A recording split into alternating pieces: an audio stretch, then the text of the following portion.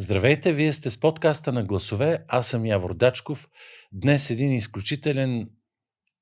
изключително интересен събеседник и мой добър приятел от много години.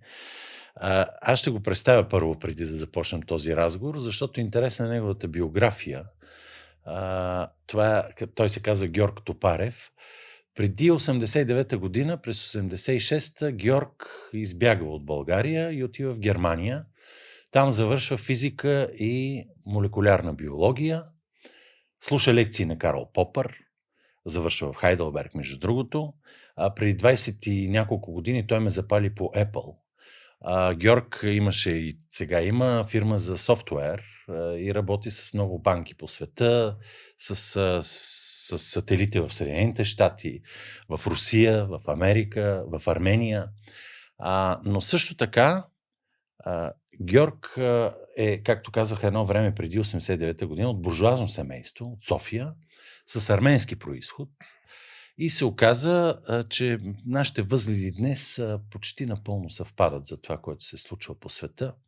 Но повода да си говорим днес не е само миналото и как се обърна погледа ни към Запада и към Изтока, но също така и за състоялата се наскоро среща на високо равнище на Европейския съюз с Армения. Това беше в началото на май. Всички бюрократи от Брюксел се изредиха в Армения и с особен акцент, който ще постави Георг, е за гоненията срещу арменската църква и начина, по който Запада се опитва да влезе в Русия през, така да се каже, през тази страна, след като не успява в Грузия, но и за много други неща, които Георг може да разкаже. Той е един от най-големите активисти и от основателите на Зеленото движение в България, т.е. на по-младите зелени, а не онези от 90-та година. Т.е. човек напълно с биография на, така да се каже, умен и красив. Здравей, Георг! Това обида ли беше за умен и красив? Не, в никакъв случай. Искам да покажа за какъв човек става дума. Забравя да кажа, че Георг е вечерял 2 или 3 пъти с Стив Джобс, познава го лично, и е слушал лекции и е говорил много дълги часове с Карл Попър, големия философ и автор на идеята за отвореното общество в Хайделберг, пак, нали така? Да. Само, че тази идея няма нищо общо с отвореното общество на Сорос. Благодаря ти, че прие тази покана. Хайде да започнем от конкретния повод Армения, защото ти имаш и офиси в Армения на твоята фирма, а твоите корени също са оттам, наполовина си арменец, майчини. Какво се случва там и защо беше тази сувалка на Европейския съюз, на фон дер Лайен, Макрон, Коща, дори Иляна Йотова посети арменската столица в началото на май? Първо благодаря за поканата и откровенно казвам, за първи път напоследък ме канат в синьо студио. Само червени ли са? Червени студио ме канат. Това е добра забележка. Защото повече пасваш на червените наративи. Както и да е. Между другото, като казваш за червени наративи, моето семейство е едно от най-пострадалите по време на комунизма. Така ли? Да. Разкажи малко, наистина, да се знае това. Дядо ми е на Народен съд. Минал през Народен съд, всичко е отчуждено. Едва му се разминал живота. На коса му се разминал живота. Родителите са ми били изселвани, нямали се право да следват. След това мене ме гоних, аз затова всъщност избягах от България. 3 пъти ми изключваха от Комсомола и като не си в Комсомола по наше време не можеше да се следва. Тук на Славейков съм ходил 3 пъти отново да ме приемат в Комсомола. Така че имам... Такава биография, солидна. Да. Но странното е, че не ме канат в сини студия, само в червени. За Армения. Армения практически е последната надежда на Европа, на глобалистична Европа, да мъти водата на Русия в Кавказ. И затова целият този цирк, който стана в Ереван, това беше цирк, това не е Брюксел, практически целият Брюксел се пресели в Ереван. Да. Там Макрон тича по улиците, раздаваше целувки, Стамър подписа един договор за вечна дружба и приятелство по соцначин. Точно така. Това беше абсолютен цирк. Ще има избори през юни в Армения. И в момента, слава Богу, опозицията се обедини срещу Никол Пашинян. Арменците му викат Никол, и затова и аз така по-нататък ще кажа. Тя се обедини против Никол и затова Брюксел се изреди там, за да не стане това, което стана в Грузия. Тоест да му дадат подкрепа и да бъде преизбран. Самия Никол, по начина, по който станаха нещата в Украина, в Молдова, което става в Румъния, той е избран практически от НГО-та в неправителствени организации в Армения. И човек първо трябва да разбере самата структура на държавата. Армения е малка държава, България е почти империя в сравнение с Армения. В Лос-Анджелис има повече арменци, отколкото в Армения.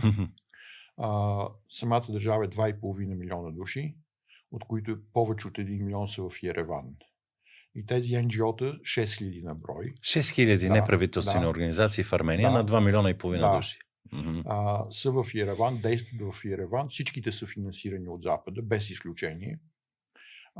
И целта там е просто да се задържи властта на Никол, за да може, както казах, да мъти водата на Русия. Тоест прозападният Армения има стратегически изключително важно значение, защото географско, защото граничи с Иран. И това е един от коридорите, който Русия би искала да изгради, който е север-юг, практически от Русия до Индия. Този коридор е изключително важен. И с това всъщност се опитват западните сили да попречат на такива планове. Къде е църквата в тази Армения е най-старата християнска държава. Аз, когато бях там, посетих църквата, където са завенчавали моя дядо и баба. И тя е построена 301 година. 301 година. И още съществува. И не е бутафорна. Не. Както си е направена през 301 година, такава се стои. Там е и патриарха, арменския патриарх, католикос на арменски. И всъщност там християнството има съвсем различно значение от това, което ние знаем в Западна Европа или тук в България също. Само да уточним, че ти не си религиозен човек. Ние сме говорили много на тези теми. Аз не съм атеист, но не съм религиозен. Има много голяма разлика между атеизъм и религиозност. Тя има огромно значение за обществото в Армения. Всъщност арменците имат много трагична история. Поради това, мястото, където е Армения, те са винаги били кръстопът на всички хора, които са минавали през Кавказския регион, персийци, руснаци, турци, всички са се изреждали през Армения. Арменския геноцид не е единствения геноцид. Има и персийски, има и всякакви геноциди в Армения има. Единственото нещо, което през всички тези години е държало Армения като държава, като нация, това е църквата. И поради това в Европа в момента целта е да унищожи църквата в Армения като институция. По какъв начин? По много начини. Преди 2 години, точно на 9 май преди 2 години,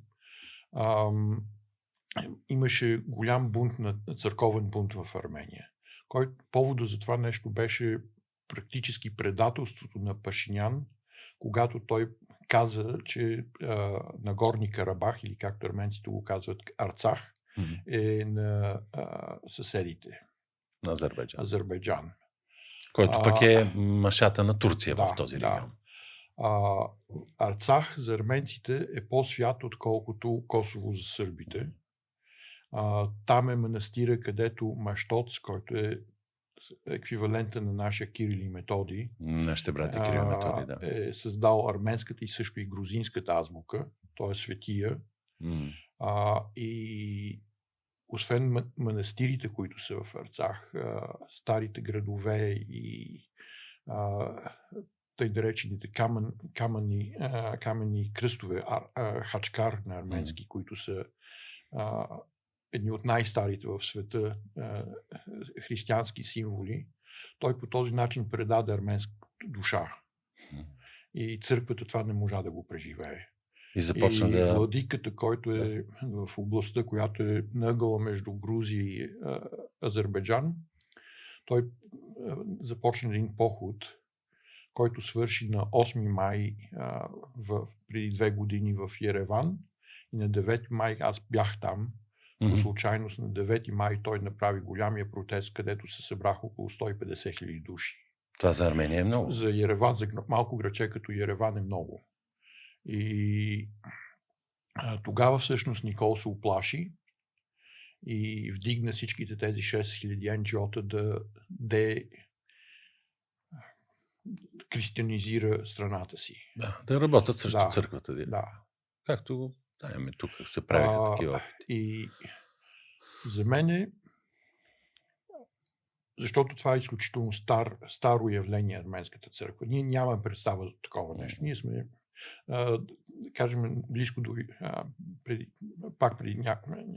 преди около година бях в един манастир, около 30 км от Ереван, много прекрасно място, църквата издълбана в скалите, невероятна красота и там се чувства просто какво значи религия.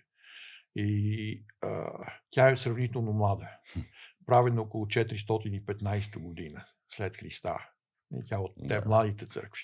Само да кажа, че тук има такива църкви от 5 век, но и в София, но съвсем друга там се чувства. Традицията и усещане. Там се чувства. Тук са минавали много хора. Тук нашата църква не е запазена. Има много сили, които са се опитвали да унищожат. По време на комунизма в Армения църквата също се запазва напълно. Никой няма напуска. Не е както при нас тайничко да ходиш на Великден да запалиш свещ. В Армения това не е било така. А защо е тази атака срещу църквата? В Армения, защото църквата е такава институция, най-силно се вижда войната, която обявила Запада. Аз го наричам Епщайн Штраус Запада, който заради Епщайн има също много силно еврейско влияние, или сионистко влияние по-скоро, срещу християнството. И причината за това нещо е, че християнството е единственият опонент, равностоен опонент на глобализмът. Няма друга религия, която да обединява хора от толкова различни кръвни групи, цветове, географско положение и така. И това е единството нещо, което е заплаха за глобализма. Защото църквата е едновременно и местна, и глобална. Да, точно така. Тя е местна, защото попа в селото, знаеш, на времето беше попа, лекара и кмета. Това е местното съдържание на църквата. И да кажем в България и читалищата и така нататък. В Армения запазването на арменщината в Армения игра огромна роля. И това нещо плаши Запада. Това нещо Запада не може да го понаси. Какво стана с църквата в Запада? Ти живееш в Холандия, всъщност си холандски гражданин. В Холандия не съществува вече църква. Християнска църква. 70%, последни данни някъде около 70% от църквите са превърнати в офиси. Аз бях в България, но мен ми става ужасно мъчно, когато изгоря тази прекрасна църква в Амстердам преди около няколко месеца. Никой от правителството не им мигна окото. Нямаше разследване, нямаше нищо. Във Франция изгоря Нотр-Дам и го възстановиха, няма начин, защото е туристическа атракция. И също горяха и няколко други по-известни църкви, които бяха възстановени. Но аз почти всяка година отивам на почивка във Франция. Там има толкова много разрушени и изгоряли църкви напоследък. По малки села, по градчета, по прекрасни места в Южна Франция и така нататък. Става им болно. Защото ние практически си изгаряме нашата история. Изгаряме си паметта към нашите родители, родовата памет. Въобще, аз съм роден да чувам звъна на камбана. Дали вярвам или не в някакъв старец, който е на небето, това е второстепенно нещо. Това е моята музика, това е изкуството, Това е езика, който използваме. Той е изключително силно повлиян от християнството. Ние не можем да го отречеме това нещо. Не знам дали си спомняш, когато имаше тази акция да се прави Европейска конституция. Мгм.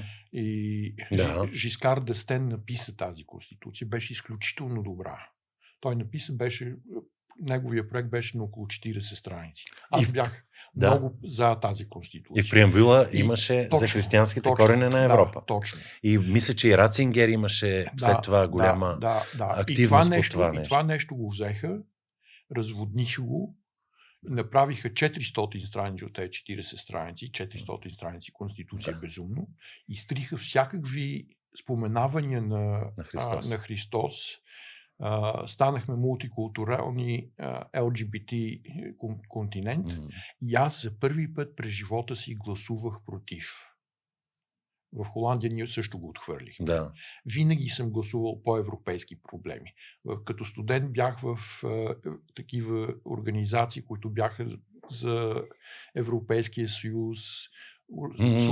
Организирал съм срещата на Мастрих, където се прави... Мастрихтските критерии. Аз съм организирал там, помагах. Беше студент тогава, или? Да. Аз помагах, бях в такава доброволец в такава студентска организация. Какво ли не съм правил, но това нещо, да види, защото Жискар д'Естен, независимо от политическите му обещания, беше един изключително умен, хубав човек. Да, сериозен политик и дълновиден човек. Да. И като видях какво направиха от неговия драфт, с каква подигравка направиха, тогава всъщност за първи път от Европа на Брюксел, не Европа като континент, а Европа на Брюксел му отблъсна. Да, това разбирам и това е част от обяснението за нашата позиция сега, защото моята е сходна като твоята, без да съм правил такива активности.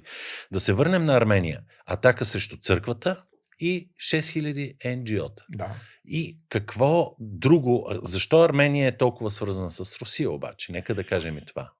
Освен исторически, съседски и прочие. Армения нямаше да съществува, ако я нямаше Русия. Тя щеше да бъде турска провинция. Между другото, много интересна история. Аз исках да купувам един офис в Ереван и този, който го продаваше, започна да ми говори на развален български език. Го попитах, откъде знаеш български? И той каза, родителите са ми от Пловдив. И се оказа, че на края на Втората световна война в Техеран, на срещата на Техеран, те се договарят да върнат Западна Армения, която в момента е турска, да я върнат на Съветския съюз. Разбира се, американците, след като решават да създадат НАТО, се отказват от това намерение, но Сталин прави един призив към арменците по света да дойдат обратно в Армения, за да заселят тези територии. Всъщност Ереван не е старата столица на Армения. Това е Ани, която е под Арарат при езерото Ван. И за да заселят отново, практически тя в момента тази част на Турция е празна. Но от България 5000 души отиват в Съветски съюз, което били са в свободна България, отиват в Съветски съюз, само за да се селят. Преди 9 септември. Всъщност Ереван тогава се разраства, защото тази възможност отпада и те започват масово да строят тези беженци, т.е. хората, които са се върнали, арменци. Къщи за тези беженци. Всъщност Ереван тогава за 2-3 години порасват 50%. Това е интересно, наистина. Което показва също и традицията, между другото, как ние не си държиме на думата Запада. Да. Което го направихме в Югославия, което го направихме с Украина, Молдова, Румъния и така нататък. Няма да се разширява НАТО, няма нищо да правим и след това точно обратното. Всички тези призиви Армения ще стане член на Европейския съюз. Какво мислиш за тях? Няма начин да стане. И географски, и политически, и икономически няма начин. Икономически тя е много свързана с Русия. това, че Армения последните 10-15 години икономиката леко се поправи, това е благодарение на търговията с Русия, с това, че в тази Евроазиатската организация, икономическа организация и така нататък. С Армения никой няма да търгува. Армения в момента главно търгува с земеделски продукти. Има изключително добро производство на земеделски продукти. То директно отива на огромни цени в Москва, в скъпите магазини на Москва. Това нещо в Европа никой няма да го вземе. Те започнаха вече, дори да са започнали да преговарят, започнаха да им казват кое как може да се нарича, коняк не е коняк, Ереван не е Ереван и така нататък. Нашите си европейски трипове. И те започнаха да го прилагат това нещо. И всъщност от тогава, например, пазара се срина на коняка арменски, защото руснаците не знаят те знаят армянска коняк. Да. Те не знаят сега новото име какво е, нали? Не го знаят какво е. Това е наистина безумие. Но между другото, преди преврата в Украйна 2014 година, Украйна сама не поиска да влезе в Европейския съюз, защото тогава цялата й зависимост от Русия и търговия щеше да стане с мита и ставаше абсолютно икономически неизгодно за Украйна да влиза в Евросъюза. Приликата между Украйна и Армения е земеделието. Украйна, разбира се, има и индустрия имаше по това време, сега вече няма. В Армения, например, едно от постиженията на Европейския съюз е, че те имат една атомна централа, без която не могат, и сега са подписали да се откажат от нея. Колко познато. Защото не може да бъде. Русия е строила. Защото е руска. Да. Значи това си е политиката на Запада. Преди една седмица Урсула започна да разказва как трябва да се върнем към ядрената енергетика, но отива в Армения и казва, и закрива. Не, руски атом е плош атом. Да. И там винаги има корупция. Когато са американски, няма корупцията. Изведнъж изчезва. Нали? Това сме забелязали. Още малко за Армения. Ти си говорил с епископи и техни духовни водачи. Аз направих едночасово интервю на английски. Ако искаш, мога да ти го пусна, да го качиш в вестника също. Много интересно интервю. Разказах му и мои преживявания с странни преживявания, които съм имал там с американски дипломат. Между другото в Армения, тук в България си имаме много голямо американско посолство. В Армения още по-голямо. По-голямо от нашото тук. Армения е 2 милиона и половина. Ясно защо. Това е цял квартал. Ясно защо. Между другото е много смешно. От едната страна е китайското посолство, другата е американското, а по средата е една руска черква, която всеки знае, че е пълна с подслушвателни апарати. Наистина е много интересен този свят. Но познат, върви по познатата отъпка на абсолютно. линия. Там мога 5 години на 5 да гледам какво ще стане. Как работят тези NGO-та? Ще дам пример, който го научих от глупава американска дипломатка. Например, в Армения се въведе един закон за подпомагане на хората с инвалидност и едно от точките в този закон е да имат време по националните емисии, там, телевизия, медии, радио и така нататък. И как го използват американците този един час по националната телевизия, те им дават, а там наистина извън Ереван е голяма бедност. Ереван е, ако гледа човек Ереван, би казал по-добре дори от София. Но извън Ереван е наистина много голяма бедност. И възрастни хора или хора с инвалидност извън Ереван, те са просто на буклука изхвърлени.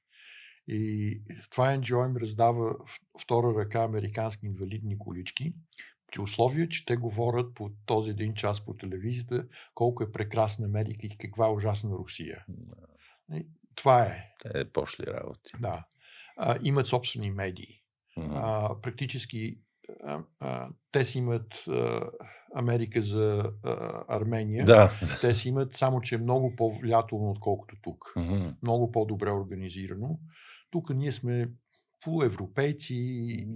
Мърлячи малко, мързеливички. Балканци няма нужда да ни държат толкова откъсо. Тук там много откъсо ги държат. Ясно. Това е за да се пробие Да. руската... Но главно там атаката в момента, Руският последните интерес. 2 години е не толкова против директно срещу Русия, защото това ще... Не е популярно. Не е популярно, но срещу църквата. Защото църквата е спойката, която държи арменското общество заедно. Ако тази спойка се разруши, Армения е паднала. Ясно. Това го видяхме в началото на 90-те тук с разкола, сега го виждаме в Украйна с украинския разкол. Същия модел, абсолютно същия модел. Ясно. Имаме си един CIA патриарх в Истанбул. Да, и така нататък. Да. Георг, какво стана с този свят? Аз наистина знам ти колко и отличен опит, какви познанства, контакти в Съединените щати. Самия ти каза, че си работил по техни сателити, което ти дава достъп, ЦРУ ти дава достъп до такива, сигурно, неща, за да можеш да ги правиш. До друг път ще разказваш. Беше абсолютен привърженик на Израел, там си живял също доста време. Да правя там докторска работа в Вайсман институт. Така ли? Да. По какво? Молекулярна биология. Изведнъж всичко това, целият наш свят предишен, просто започна да изтлява. Защо? Как си го обясняваш? Религия. Не християнска религия, а религията на глобализма. Това са много стари проекти. Като спомена Израел, когато аз бях към края на 90-те години всъщност, или средата на 90-те години в Израел, този, който щеше да ми бъде ръководител на докторската работа, изключително мъдър, симпатичен, добър човек, родителите му били в концентрационен лагер и така нататък. Страшно симпатичен човек. Много пъти съм ходил на гости в семейството, живееше в Реховод, в Вайсман института. Познавам дъщеря му и сина. Те са малко по-млади от мен, познавам ги много добре. Те се промениха. Сина е физик, дъщерята е химичка. Не са някакви от тези с плитките и така нататък. Ортодоксални. Да. Те бяха, цялото семейство беше против ционизма. Те бяха просто Израел да е една нормална, западно ориентирана държава. Тези двамата души се промениха. Сега, като стана войната, питам щерката, здрави ли сте, какво ви? И тя ми отговаря, защо питаш, ние сме най-сигурната държава в света. Аз онемях. Аз се познаваме 30 години. Да ми ги разправя тези глупости. Изведнъж станаха милитаризирани ционисти. Това, което става в Израел, за мен е много показателно. 70% от населението е за зверствата, които те правят на Бен-Гвир и всички тези идиоти там. Което аз не мога да го повярвам. Не мога да повярвам как това промиване на мозъци, това полурелигиозно, полумистетично и полуционистко движение, и всякакво, успява това нещо да го направи. Знам, че в Израел самата среда разполага за това нещо. Значи там като влезе човек долу под мястото, където е бил храмът, разрушеният храм на Соломоновият в пещерата, която е изкуствена пещера, оттам са вадили камъните там са създадени Розенкройцлер и масоните, там са създадени. Там е такова място, което създава пророци, луди, всякакви такива неща. Иерусалим е фантастичен град да се гледат луди. Ако човек иска да види луди, Иерусалим е най-хубавият град за това нещо. Но това бяха много добри сърцати хора. Аз съм канен в много семейства, съм канен в Сафат, което е много старо, много хубаво градче, където е единственият град, мисля, че в Израел, където араби никога не са живяли. Там и тяхната стара синагога, синя синагога. Са ме канили, са ме черпили, са ми разказвали. Съвсем сърцати, прилични, добри хора. Как това нещо се промени, аз не мога да си го обясня. Аз също. И как целият свят гледа спокойно как се извършва геноцид над палестинци. Избиват се 20 000 деца, никой аз не за това каза казвам нищо. в момента Запада, това е западната Штраус. вирхушкасия, наричам Епштейн Штраус. Штраус, защото си навираме главата и не виждаме. М. Също и за икономиката. Ние не виждаме, ние сме в момента Титаник на 5 метра от айсберга и се правиме, че няма айсберги по света. М. Имаш предвид и европейски елит, пък и Западният елит. Защо? Защо се прави, че не го виждам? Не, и защо сме пред такава първо, катастрофа? защо се прави? Самият ни елит в момента е много необразован и той е леко налудничев, леко вярва на мистицизъм и на такива неща. Например, аз много се смея на Лагар, която Кристин Лагар. Да, която е нумероложка. Тя на 7 число на месеца тя няма да се появи да прави интервю. Това не го знаех. Сигурно ли е това? И вярва, там гледа картите си, да направили този заем или не от 90 милиарда или от 70 милиарда. Такива хора ни управляват. Само да кажа, че тук в България пък това колко е. Да, знам. Просто от червения конец тук до Меркурия, до това. И то масово в политиците. Също в Брюксел. Аз съм бил в Европейската комисия по разни земеделски комисии. Така, същата история. Суеверие и... Абсолютно суеверие. И празноглавие. И надеждата, голямата надежда е, че някакъв избирателен метеорит ще падне върху света, който ще убие едновременно и Путин и Тръмп, и всичко ще се оправи. Да, и ще бъде както по-старо. Те това мислят. Да. Това е надеждата. Това е защо. За какво вървиме? За съжаление, аз гледах и твоето интервю с Милен Велчев. Светът, западният свят, е изключително много фокусиран на финансите. Ако хората не го разбират това нещо, че стара Западна Европа и Америка, Ню Йорк, това са само финансови организации. Вече. Ние нищо друго не правим, освен да печатиме пари. И да ги въртим в виртуалното пространство. Банките са силата. В борсата на Ню Йорк 10 най-голями фирми, според мен, в момента са само от хай-тек фирми. Apple, Facebook, такива фирми. Аз имах неудоволствието когато бях в тази американска фирма, моя шеф беше бъдещия финансов министър на Америка при Обама, Тимоти Гайтнер. Така ли? Да. Тогава работихме по един проект, в Wall Street проект. Аз бях технически ръководител, той беше голямия шеф. И имах много неприятната среща да се запозная с нощния Уолл Стрит. На баровете, на как се... нощния живот. Да, нощния живот на Уолл Стрит. Не дневния, няма. Не е интересен. Работен, да.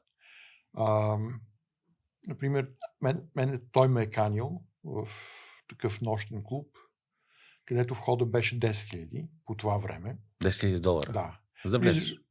За да влезеш, имаш правото да поканиш 2 души, влизаш вътре. Вътре нищо не плащаш.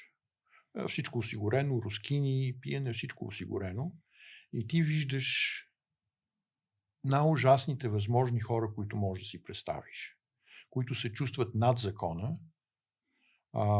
за които имат някаква тръпка да правят неща, които не са законни или полузаконни. Там, например, съвсем спокойно обсъждаха това, коя европейска държава ще фалираме, Португалия или Гърция. И всъщност това, което се случи в Гърция, аз го очаквах много по-рано да стане, но явно не си им се отворил парашута толкова бързо и затова стана чак към 2010 година. В този смисъл Епстин е съвсем логично продължение на тази оргия. Да. И това не е митология, не е измишльотина, не е конспирация. Не. Това, което сега откриват и с Пицагейта в Вашингтон и всички тези неща, аз не ги вярвах. Аз за първи път, като наивно българче, което е мечтало да отида в Запада, аз не можех да си представя, че това ще открия, което видях. Между другото, аз споменах Стив Джобс. Кога се запозна с него? Аз в Хайделберг организирах една конференция за компютърна конференция, където се използваха много неговите компютри, Next, когато той беше извън Apple. И тогава си писахме за първи път. Също така си писах с него, една от моите колежки ослепя от менингит и ме помоли, тя също имаше Next компютър и ме помоли да свържа компютъра и с Braille устройство. И аз му писах за помощ, защото не знаех как да го направя. И той ме свърза с един от неговите студенти. И той беше 95-та година, мисля, че откриваше това изложбата на книгата във Франкфурт. Панаира на книгата. Да, панаира на книгата. Изведнъж получих от секретарката му покана. Да се види. Да. И имахме обяд във Франкфурт 2 часа. След което... Аз казах вечеря, но той е бил обяд. Да, няма значение. И след това той на няколко пъти ме кани да работя в Apple.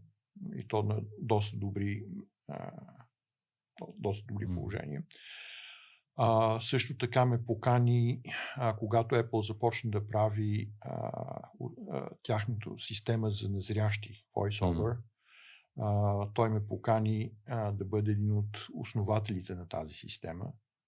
И беше всъщност тогава се пролича, всъщност за първи път усетих какво огромно влияние има върху хората.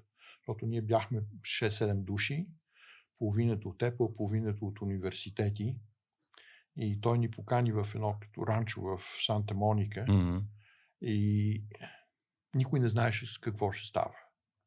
И той дойде и каза, 5 минути стоя. И казва, по света има 300 милиона незрящи.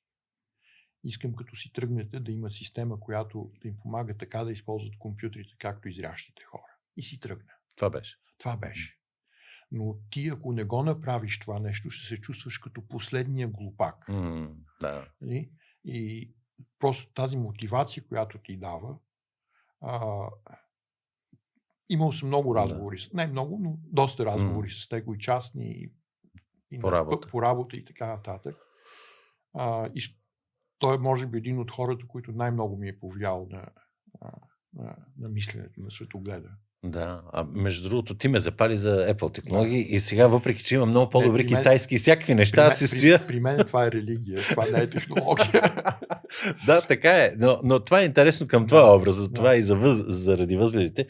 Между другото всичко следят от тук, нали, знаеш, но нас не ни интересува, защото каквото говорим по телефона, това го казвам и в ефир. Но да се върнем на Европа. Ти замина, каква е разликата между Европа, която откри, когато избяга от социалистическа България и Европа, която сега обитава, защото ти живееш и в Холандия, и в Германия, и в София, и в Ереван.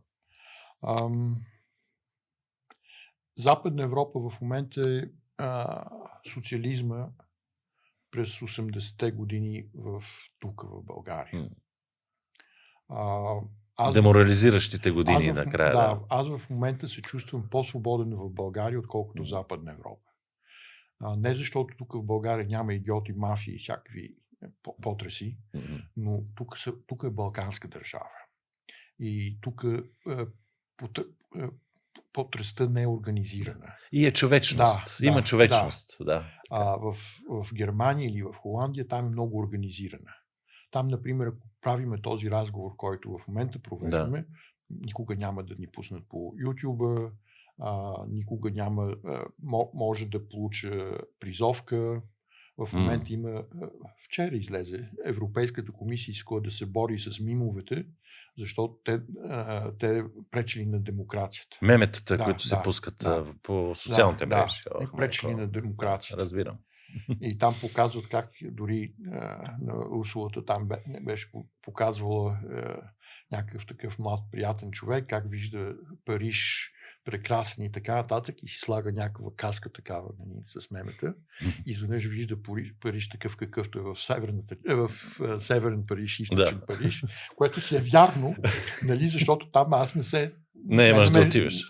Не дам вече да не говорим, но и през дъна не искам да хода. Нали, което е напълно вярно. И това го дават като пример, значи те не Че живеят. това е пропаганда. Да, значи те живеят в друга вселена. Мгм. Те ако се значи те ако отидат в тези части на Париж, първо, че няма да посмеят да отидат, Да. защото ще ги изядат там с парцалите. Но те не знаят къде са. Те въобще нямат нямат допирни точки с реалността. Има ли възможност политически това да се пречупи? Да кажем, избори във Франция предстоят, в Германия Мерц е с рекордните 85% на одобрението. Такъв канцлер, не знам въобще такъв Значи, държавен ръководител да има в света. трите най-голями държави, ръководителите в момента, Англия, Германия и Франция, сумарно тяхната подкрепа е под 50%. Сумарно. Да. Точно така. Нали? Точно така. И те ми говорят за демокрация. Говорят ми за демокрация, когато в Брюксел никой не е избиран. Точно така. Урсула фон дер Лайен никой не е избирал.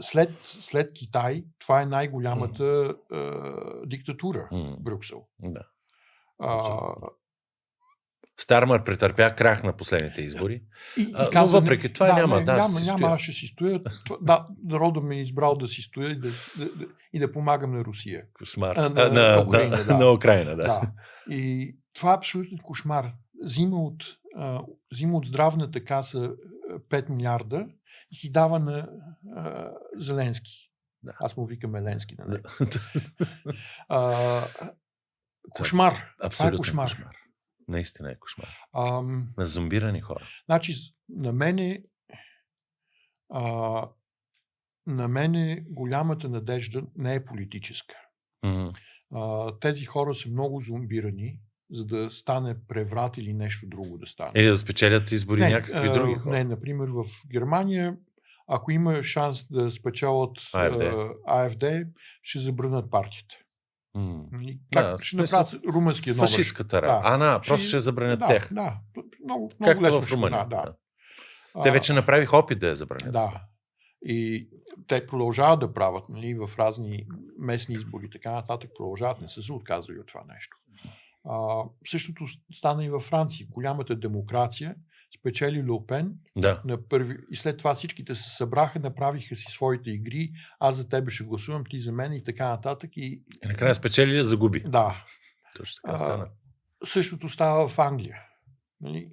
Фараж печели и всичките края на света предвиждат как Путин е завладял Англия. Нали? Защото няма друга работа. Завладява Англия. На мене,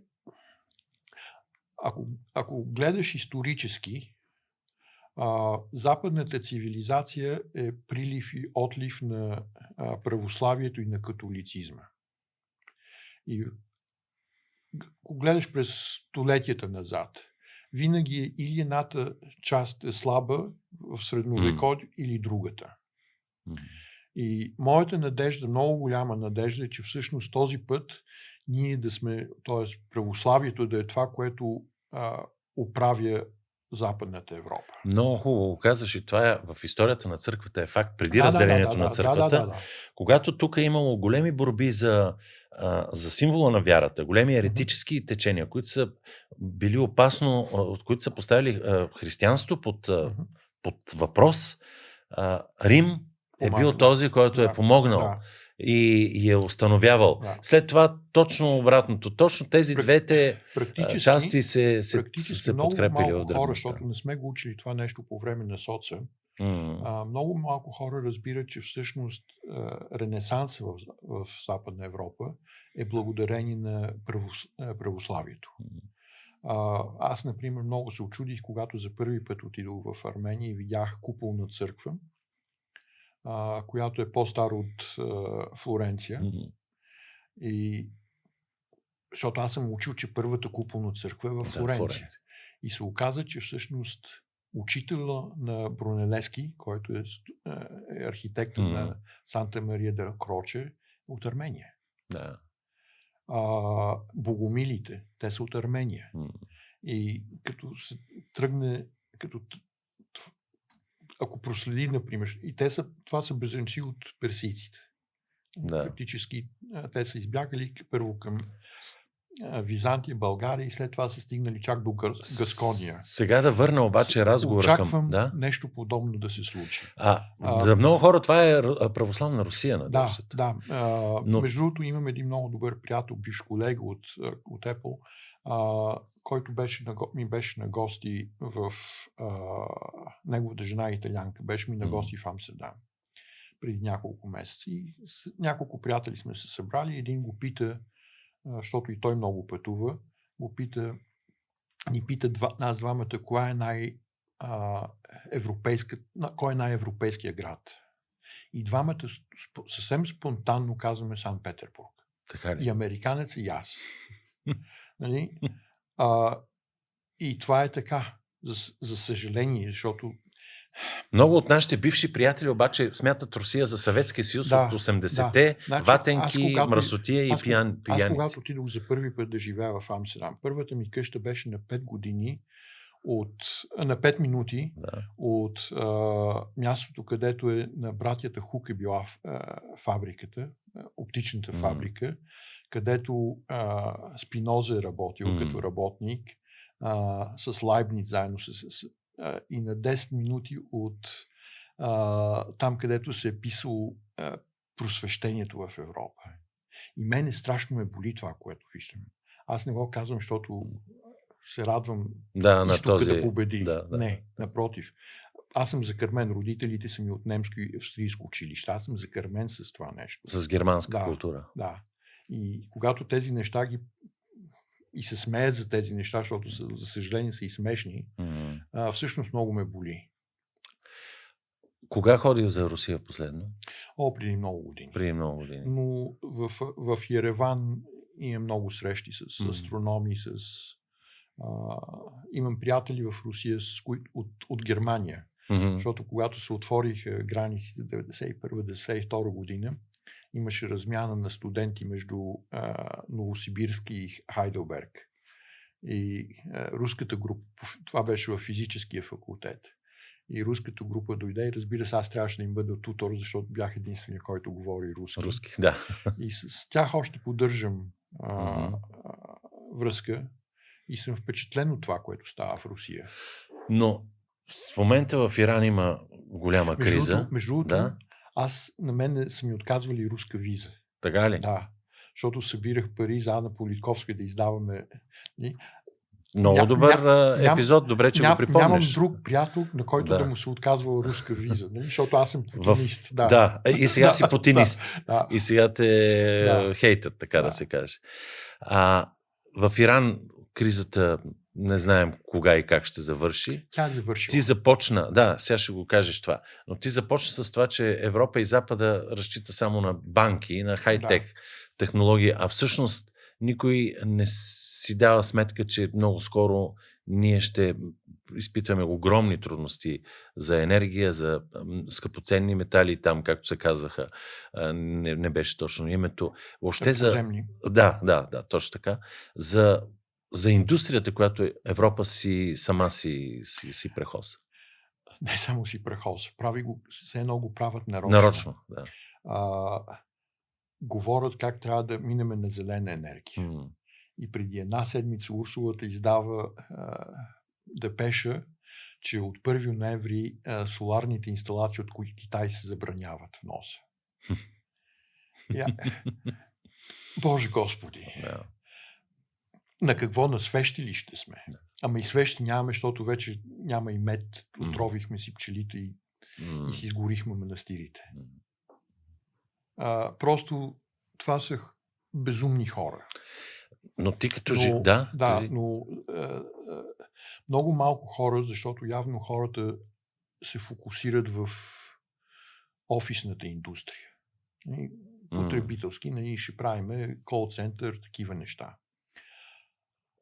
Много малко хора разбират каква изключително сложна система е световната търговия и производство.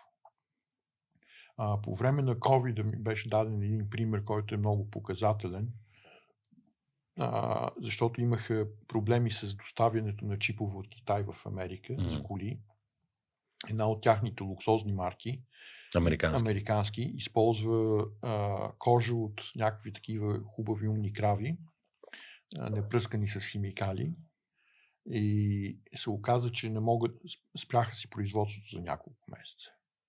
А от кокалите на тези умните, хубави, красиви крави правят желатин, от който правят те гумените мечета. И фирмата, която прави гумените мечета, затвори, защото в Китай не може да изнесе чипове за коли. Какво ще имат тези чипове с тези гумени мечети и тези Точно, кожи, не можах да разбера. Значи, не се правят коли за да липсата на чипове, Да. кравите не ги колат, защото не им се иска, не им трябва кожата, Така.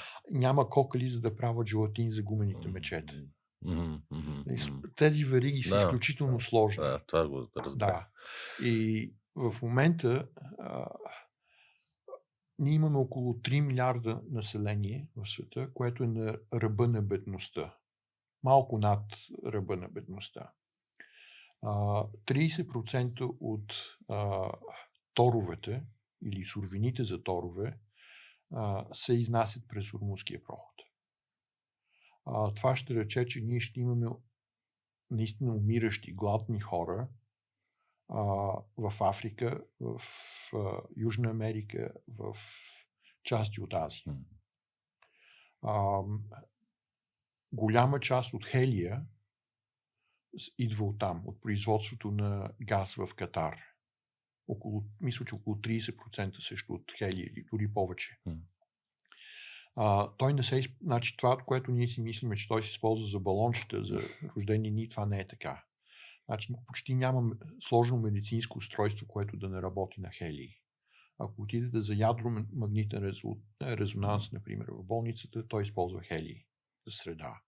Производството на чипове е хелий. На силиконовите вафли, които ги правят. В момента единственият производител значим на хелий остана Русия. Ние не искаме да търгуваме с нея. Да. Как Запада ще взима... Можете ли ми кажете как ще правим тези неща? Ще ли сме да правим центрове за изкуствен интелект? Айде да си имаме нашия интелект, пък след това ще правим изкуствен. Да. Това е хубаво. Но хората не мислят. Те нямат представа. Извинявам се, но една гинеколожка, нямам нищо против гинекологията, важна професия, но една гинеколожка не може да разбира тези неща. Тези неща трябва да се разбират от професионалисти. В Брюксел няма професионалисти. В Вашингтон няма професионалисти. В целия конгрес в момента има 2-3, които са завършили природно-научни науки. Всичко друго е юристи, политолози, такива някакви. За моя огромна изненада, наистина, защото ние сме откърмени с идеята, че Западът е рационален, че образованието се цени, меритокрацията и така нататък, качеството. И всъщност сега, като погледна физиономите дори, те са абсолютно пластмасови, лишени от дух. Кая Калас. Да, Кая Калас, която е на всичкото горе дъщеря на висша номенклатура на Съветския съюз. Който след това много бързо си смени паспорта и стана първия, какъв беше там, брюкселски. Да, точно така. И тези хора ми говорят... Но неговия баща му пък е създател на СС в Естония. В Естония.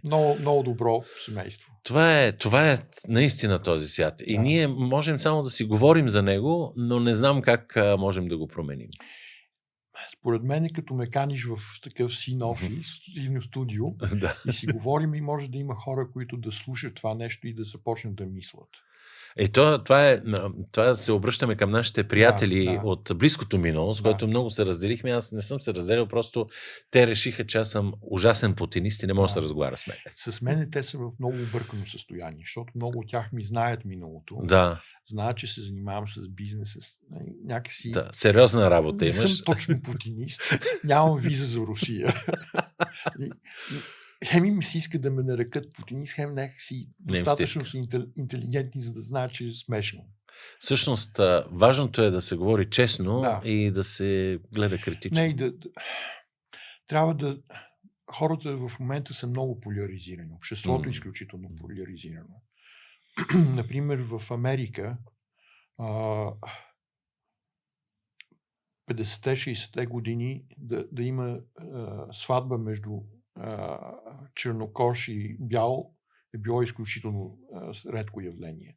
В момента е по-редко явление да има сватба между демократ и републиканец, което е абсолютна потрес.